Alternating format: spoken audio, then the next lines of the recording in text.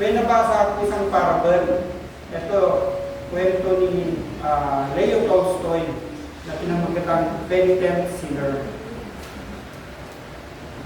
Doon dito sa kwentong ito, may isang lalaki na nabuhay sa mundong ito hanggang umabot siya ng 70 years old. At sa panahon ng kanyang pamumuhay, thank you, Brother Mark, bless, ay sa 70 years na buhay niya, sabi, wala siyang ginawa, puro ginawa niya ay puro paggawa ng kasalanan.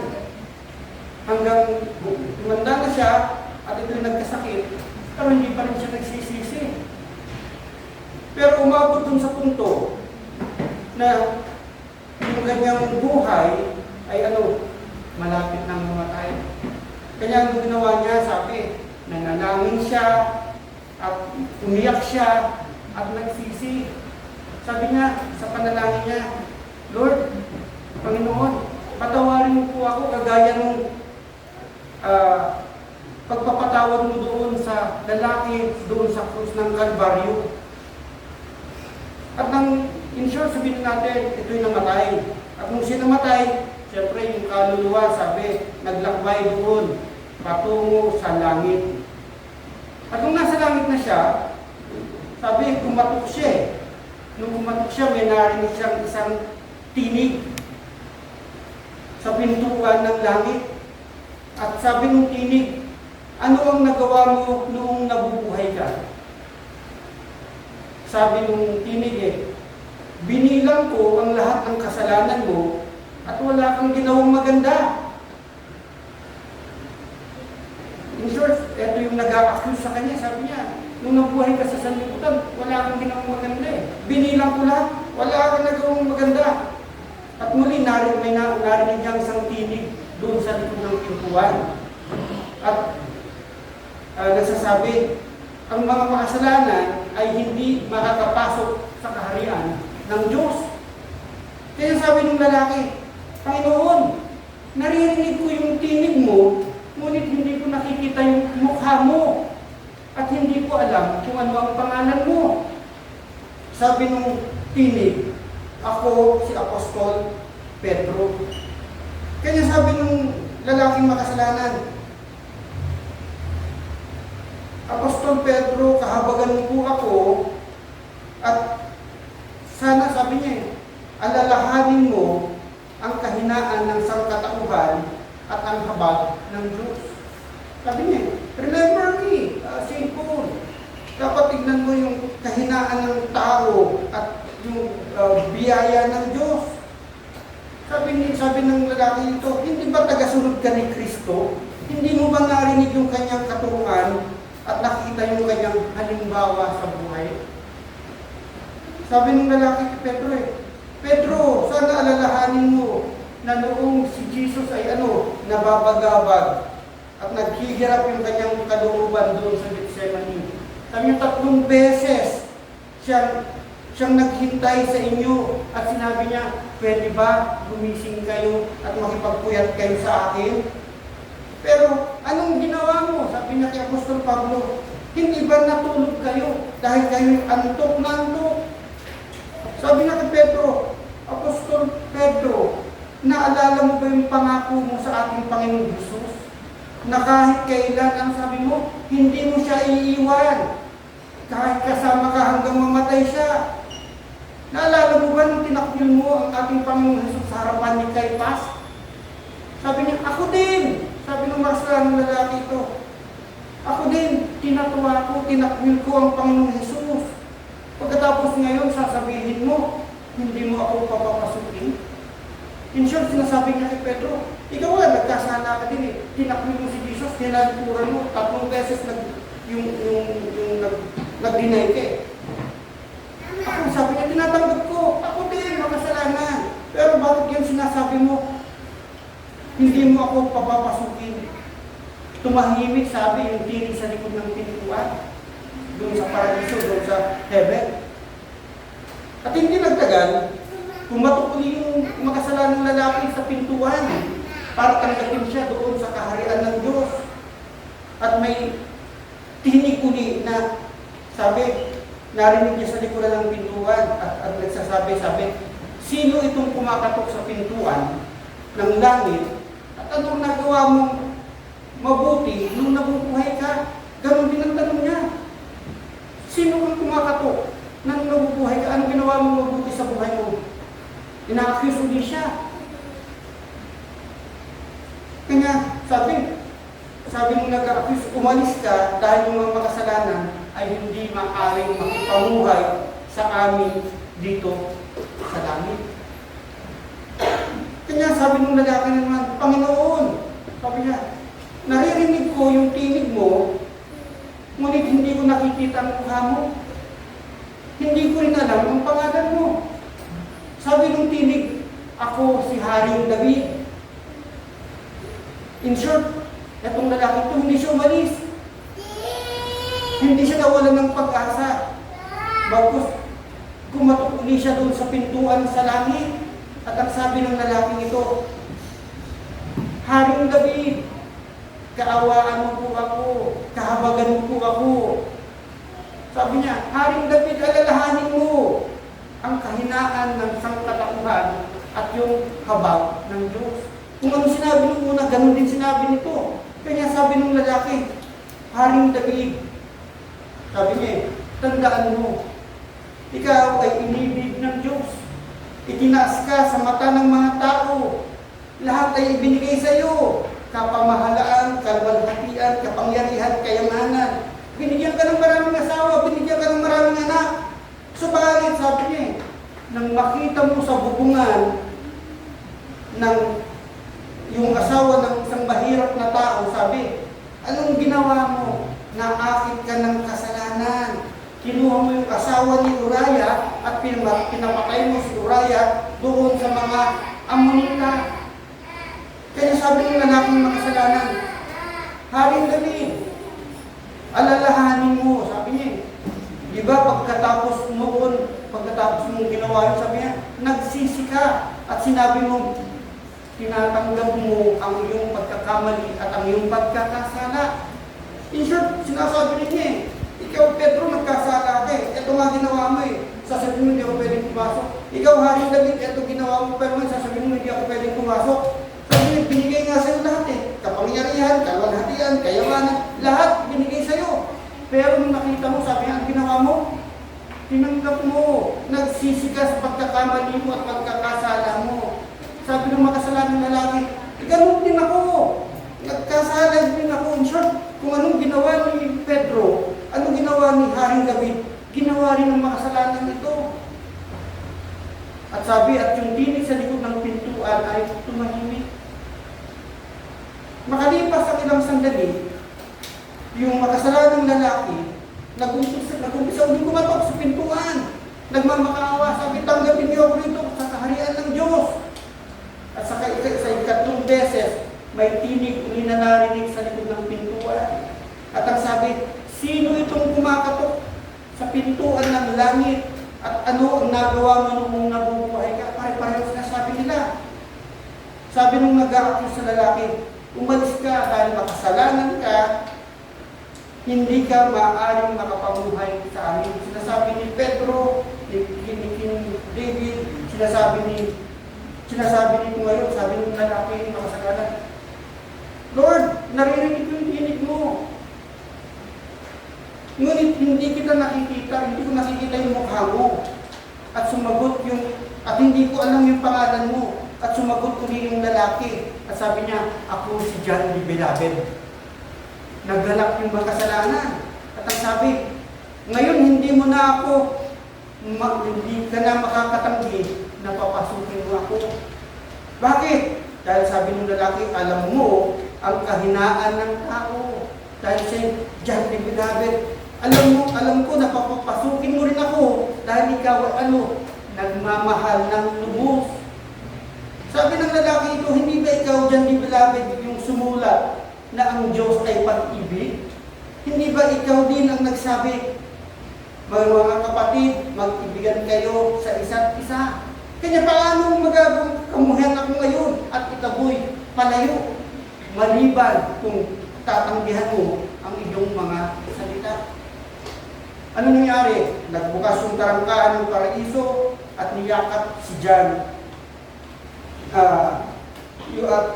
Niyakap ni John yung lalaking nagsisisi sa kanyang kasalanan. Ano tinuturo nito? Dito sinasabi, no? Lahat sila, akala nila matuwid sila. Akala nila hindi sila nagkasala. Pero pinaalala ng lalaking ito eh. Kayo nga nagkasala eh, di ba? Pedro, King David. Ako din. Kasala din ako. Kanya nga balikan siya eh, ni John. Alam niya eh, nag-God is love. Ngayon naunawaan nila na ang Diyos ay mahabagin ang Diyos. Kaya ang gusto kong i-topic ngayon sa hapong ito ay doon sa 1 Timothy 1:15 na sinasabi, "This is a faithful saying and worthy of all acceptation that Christ Jesus came into the world to save the sinners, of whom I am chief." Sabi dito ni Pablo na kay Timoteo, narito ang isang katotohanan dapat tanggapin paniwalaan ng lahat. Si Kristo Jesus ay naparito sa sanlibutan upang iligtas ang mga makasalanan. At sabi ni Pablo, ako ang pinakamasama sa lahat. Pero bago natin i-tackle itong main verse natin, no? Tingnan muna natin, ano ba yung context nito, para ano ba yung background nito? Yung pag-aaralan natin sa 1 Timothy 1:12-14, sinasabi ni Pablo, "And I thank Christ Jesus our Lord, who hath enabled me for that He counted me faithful, putting me into the ministry." Nasabi ni Pablo, nagpapasalamat ako kay Kristo Jesus na ating Panginoon na nagbigay sa akin ng lakas para sa gawain ito, sapagkat minarapat niya at hinirang niya na maging lingkod. Dito, no, sa puntong ito, sinasabi ni Pablo, "Lord, maraming salamat. Thank you, Jesus, sa bigay mong kalakasan. Maraming salamat sa bigay mong ministry at pinili mo ako na isang maging tapat na lingkod mo." Tutusin pala, no? Ang bawat tumatayo rito, ang bawat narito umaattend, ang bawat nakikinig. Blessing pala yan, dahil sinasabi ni Pablo, "Panginoon, maraming salamat. Maraming salamat sa iyo. Dahil binigyan mo ako, minarapat mo ako. Pinili mo kami na maging lingkod." Ang bawat narinito, hindi lang lingkod yung tumatayo dito, yung tumutito. Lahat tayo ay lingkod ng Panginoon. Tinawag tayo lahat. Kaya nagpapasalamat si Pablo. Dahil honor naman talaga. Natatandaan ko nung tawagin ng magpastor. Umiyak ako nun. Sabi ni Jesus, bakit sa dinami-dami ng tao dito sa mundo, bilyon ng tao, bakit mo ako tinawag? Bakit mo ako pinili na magpastor? Umiiyak ako dahil sa pasasalamat. Dahil sabi ko nga, privilege ang bawat isa sa atin, privilege natin na tayo ay tinawag na maging lingkod at tapat ng ating Panginoon Jesus. Amen ba? Pakinggan muna natin si Jesus. Sabi ni Pedro, ni Pablo, "Who was before a blasphemer and a persecutor and injurious, but I obtained mercy because I did it ignorantly in unbelief." Nasabi ni Pablo, kahit tinapastangan kita noong una, bukod pa riyan, sabi, inusip kita, nilait ko mga sumasampalataya sa iyo. Ngunit, ano sabi? Kinahabagan mo ako. Bakit daw siya kinahabagan ng Diyos? Dahil sabi, ginawa ko ito nung hindi pa ako sumasampalataya sa Kanya at hindi ko alam ang aking ginagawa. Ito makikita natin na si Jesus all knowing. Lagi natin sinasabi sa Isaiah 4:6, "My people perish for lack of knowledge." Pero dito sinasabi ngayon ni Pablo na kahit na nilapastangan kita, kahit na inusig kita, pero ang sabi niya, kinahabagan mo pa ako. Nung Hindi ko pa alam ang aking ginagawa. Bakit? Dahil all-knowing si Jesus, alam niya from ending to the beginning, alam niya na itong Pablo ito. Ikaw, Pablo, ang dadanas ng lahat ng kahirapan. Iutusan kita sa mga hintil at ipapakilala mo ako. Kaya nga dito, no, kung titignan natin sa talatang ito, matindi ang pasasalamat ni Pablo sa kanyang pagbabagong buhay, sa kanyang transformation. Kahit na, diba, sabi nga niya, wow Lord, inalipusta kita, nilait kita, inusig kita, nilapastangan kita, Jesus. Pero yung kahabagan mo, patuloy, kinaawaan mo ako sa aking kamangmangan, sa kawalan ng pananampalataya. Kuminsan ganun tayo Kuminsan namamak natin ng Diyos nang hindi natin alam. Kuminsan nasasaktan natin ng Diyos nang hindi natin alam dahil sa kamangmangan. Pero sabi nga niya no? Pero sa kabutihan mo, sabi, iginawad mo sa Panginoon yung masaganang biyaya na may kalakip na pananampalataya at pag-ibig. Dahil sabi, nakipag-isa si Pablo kay Jesus. Pag tayo nakipag-isa kay Jesus, ito yung tinatawag natin God's mercy. Ito yung habag ng Diyos. Ano man yung ginawa natin, ano man yung mga bulilyas yung ginawa natin sa Panginoon, nariyan yung habag niya, nariyan yung awa niya, nariyan yung pagmamahal niya, patuloy yung pananampalataya na tinatanim niya sa ating puso. Kaya kung ano yung pinagdadaanan natin, bakit tayo hindi tumatalikod kay Jesus? Kasi naroon yung pananampalataya na binigay niya sa atin.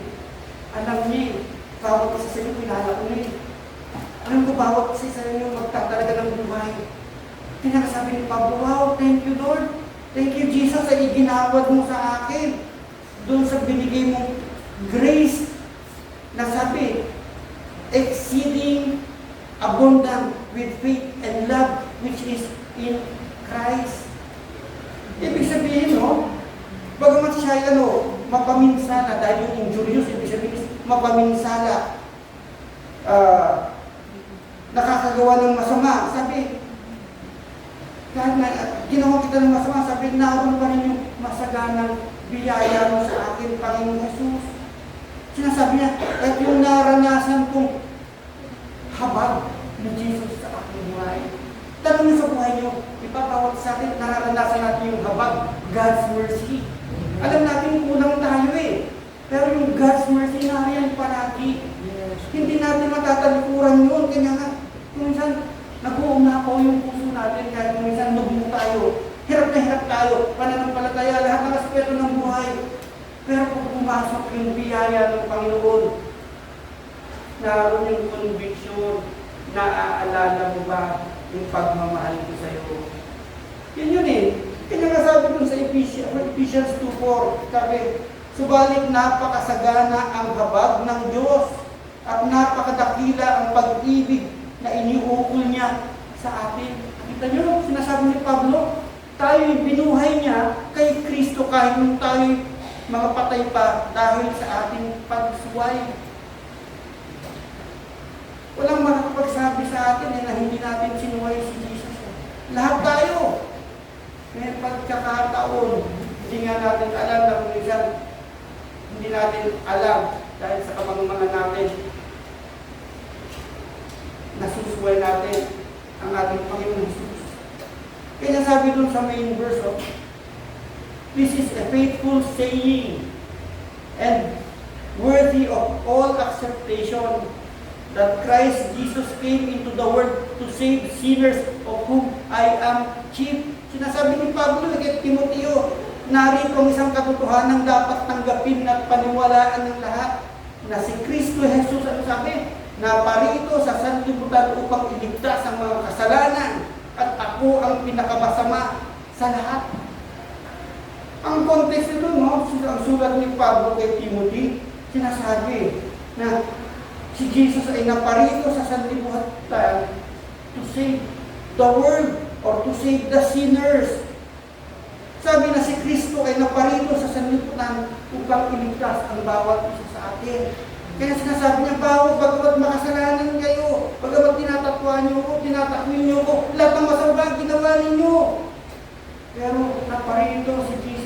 para lang sa ganun, tayo ay magkaroon ng kaligtasan. Biro mo yun, no? Kung walang Jesus, saan kaya tayo pupulutin? Wala. Hindi lang sa kalungan. Hindi na. Pero, napakabuti ng Panginoon eh. Dahil alam niya eh, nang bawat isa sa atin ay makasalanan. Ano sabi sa Romans 3:23? For all have sinned and come short of the glory of God. Alam niya yun eh. Alam niya na, sabi, ng lahat ay nagkasala at walang nakaabot sa kalwalhatian ng Diyos. Ibig sabihin eh, sinasabi niya ngayon, lahat tayo makasalanan. Lahat tayo bulok. Wala kahit sino man sa atin. Kihudyo ka, kihintil ka. Wala ka. Walang matuwid sa inyo. Dahil lahat tayo ay maraming basahan sa harapan ng ating Panginoong Hesus. Walang makakarating doon sa standard, sa kalwalhatian, pamantayan at kabanalan ng ating Panginoong Hesus. Kanya nga, sabi sa Romans 3:10, as it is written, there is none righteous, no, not one. Yung titingnan natin, no, sa Bible nga, pag-aaralan natin sino ba yung mga pinili ng Panginoon? Pag-aaralan nga natin, sino ba yung mga pinili niya natin sa tingin natin yun? At yung mga tinitingalan natin. Si Jacob, manluloko. Si Pedro, bugnutin. Si David, babaerong mamamatay tao. Si Noah, lasengko. Si Jonah, tinakasan ng Diyos. Si Gideon, insecure. Si Miriam, chismosa. Si Marta, laging nag-aalala, mabalisahin. Si Mary Magdalene, patutot, kumasabang babae. Si Moses, kutal. Lahat yan, may kapansanan. Lahat yan ay dispalinhado. Bawat sa atin, dispalinhado. Lahat tayo, walang nakarating sa kalwalhatian ng Diyos. Lahat tayo, bulilyaso. Kinakabata sa natin, lahat yan Sa buhay Kristiyano, ganun tayo Marami sa atin, kagaya ni Pablo, kagaya ni Jacob, ni Pedro, ni Noah, ni Thomas na laging nasa alanganin. Kanya nga minsan nagiging kaaway tayo ng Diyos. Marami sa atin, si David. Si David saan? Saan nalaglag? Natuon sa material na bagay. Natuon sa worldly pleasures, passions, carnal desires. Marami naghahangad saan? Sa human achievements and power. Ito'y kontra sa tuntunin ng ating Panginoon Jesus. Kaya nga sinasabi mo sa James 4:4,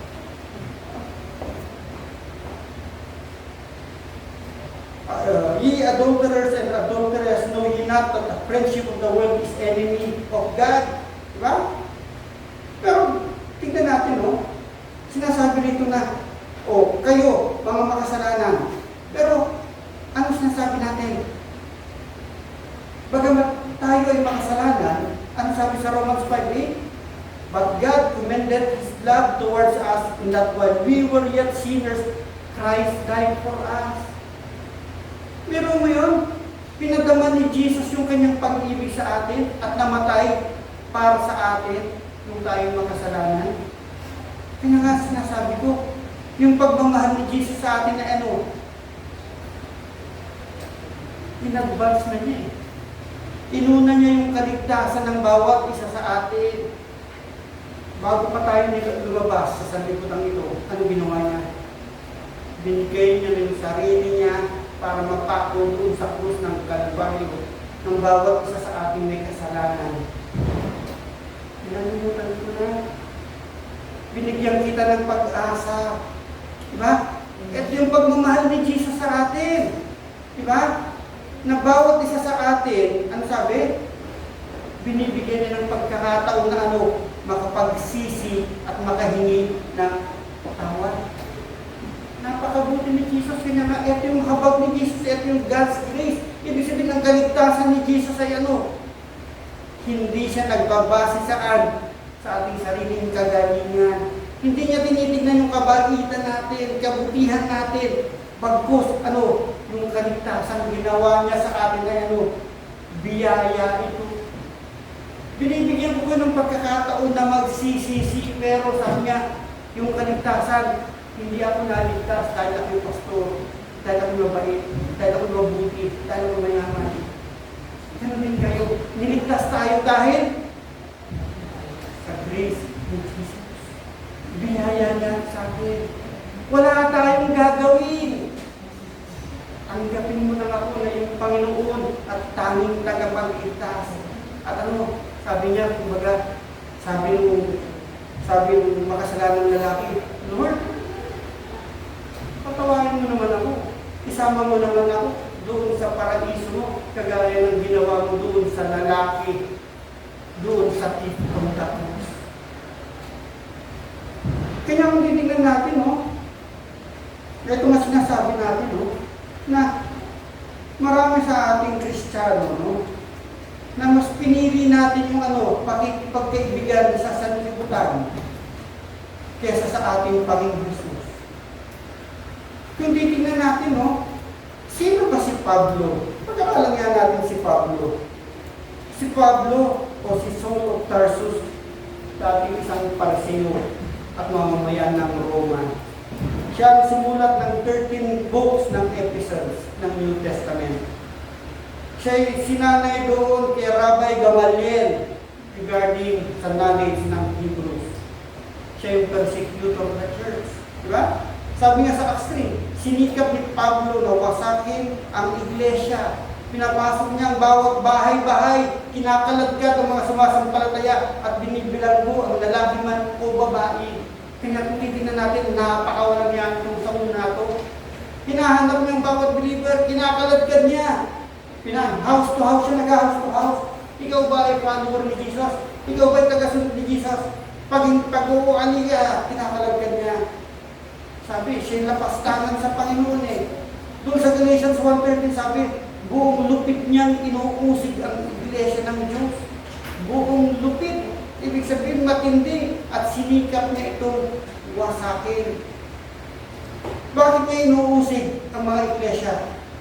Ito mas namin natin Dahil nakakala niya sa pag-uusig niya, sa pagkalagkad niya, nakakagawa siya ng mabuti. Kanya nga, pinapakulong niya, pinapapatay niya yung mga Kristiyano dahil sa kanyang kamangmangan. Kung minsan naroon tayo, akala natin nakakagawa tayo ng mabuti. Kagaya ng mabuti. Yung titignan natin, akala ng iba, nagpapapalo, akala mo, fraternity may paddle talagang natutumbay. Ginugulpi, sinisipa, nagpapapako. Akala nila, kahit yung mabuti. Pero sinasabi ng Panginoon, kahit yung kamangmangan, nagpipinitensya ka, pinapalo. Tapos na yun. Ginawa na ni Jesus yun. Huwag mo nang gagawin kamangmangan yun. Kaya nga kung titingnan natin, yung iba, tingnan mo pagdating ng January ba yun? Nagpapakahirap na kapaapa, hinihila yung itim na nasarelo, naghihila ng lubid. Yung iba nabibigti. Dapat yung Diyos mo maghiligtas sa'yo. Hindi yung Diyos mo hinihila mo. Baliktad. Sabi, ito yung kamangmangan, ito pumapasok, my people perish for lack of knowledge. Kaya nga, kung minsan sabi nga natin tayo yung nagiging kaaway ng Diyos. Diba? Kasi sabi ko nga kanina marami tayong naiikot Kung minsan, mas mahal natin yung sanlibutan. Kaya sabi ni Jesus sa 1 John 2:15-17, huwag ninyong ibigin ang sanlibutan o mga bagay na nasa sanlibutan. Bakit daw? Dahil ang umiibig sa sanlibutan ay wala sa kanyang pag-ibig ng Ama. Ano ba yung pag-ibig sa sanlibutan? Balikan ko ulit.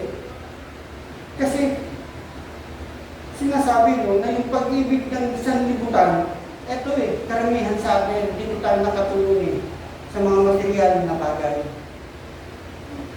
Worldly pleasures, ininuman na walang kapararakan, happenings na pamorningan, sinful passions, carnal desires. Ito yung kaaway ng Panginoon eh. Ito yung sinasabi niya eh, na sino mang tao ang umibig sa sanlibutan, sabi, yung pag-ibig ng Ama ay wala sa Kanya. Sabi, dito sa talatang ito, no, ito nagbababala si apostol dyan eh, sa mga Kristiyano, na dapat huwag tayong naaakit sa masasamang pita ng laman o nakakatukso sa paningin at kayabangan. Dito may mali rito nung titignan nyo. Sabi rito sa verse 16 ng 1 chapter 16, ang translation. Sabi, sapagkat ang lahat ng nasa sanlibutan ang nakapupukaw sa masamang pita ng laman at mga nakakatukso sa paningin at karangyaan.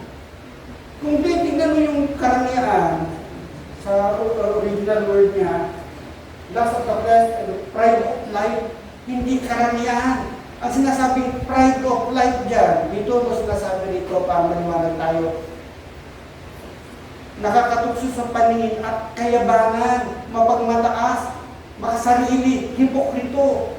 Ito ang sinasabing sumisira sa sanlibutan, hindi karamihan. Kasi kung minsan, nami-misnomer mo, ito ulitin ko na naman. Marami ang nagagalit doon sa, sabihin natin, magandang buhay. Bakit ka magagalit? Nagpapano mo yun eh. Pinagtrabahuan mo yun eh. Nag-aaral ka eh. Dahil kung ayaw mo palang limaman, hindi mo ka nang mag-aaral. Ako, papasalamat ako sa Panginoon, sa mga nanay at tatay dito. Bakit natin nararanasan yung mga minsan-minsan na pleasures of life? Dahil bigay ng mga anak natin yan. Pinagtrabahuan nila bilang ganti. Ginagastusan tayo. Pagpapala yun. Pero sinasabi rito, for all that is in the world, the lust of the flesh, the lust of the eyes, and the boastful pride of life, yun ang masama. Yung sinasabi na dapat, huwag sinasabi ng Panginoon, huwag kayong mayabang, huwag kayong mapagmataas sa sarili, huwag kayong hipokrito. Kasi ang nakakasaklat kasi nung kanya sinasabi, no? Yung iba, ang nakakatakot nga, yung iba, mas mayabang pa sila doon sa mayaman.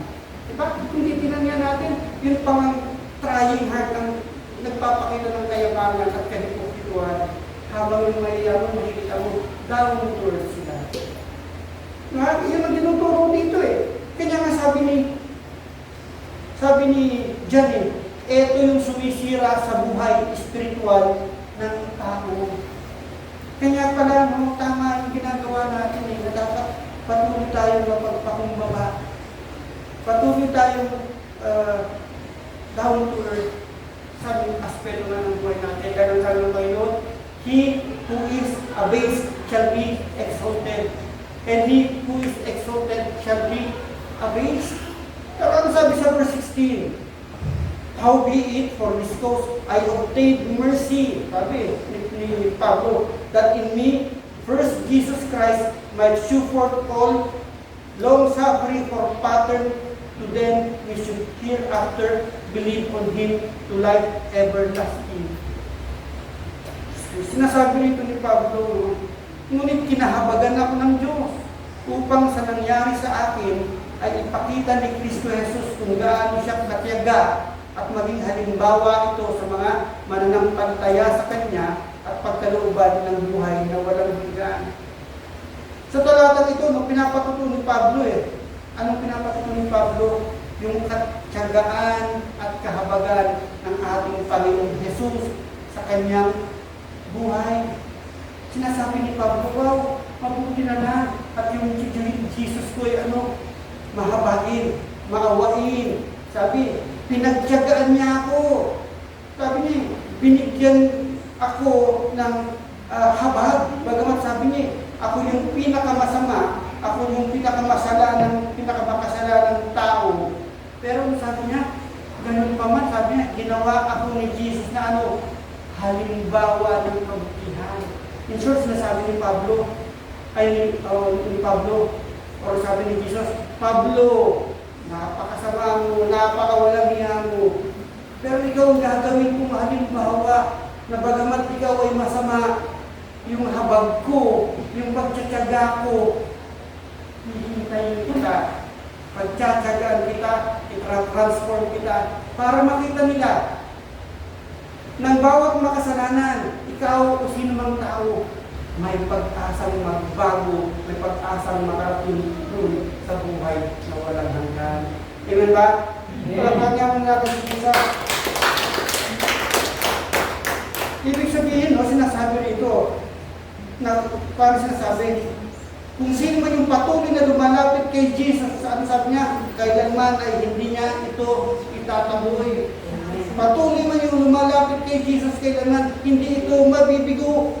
Ibig sabihin, hindi maiksi ang kamay ni Jesus sa atin.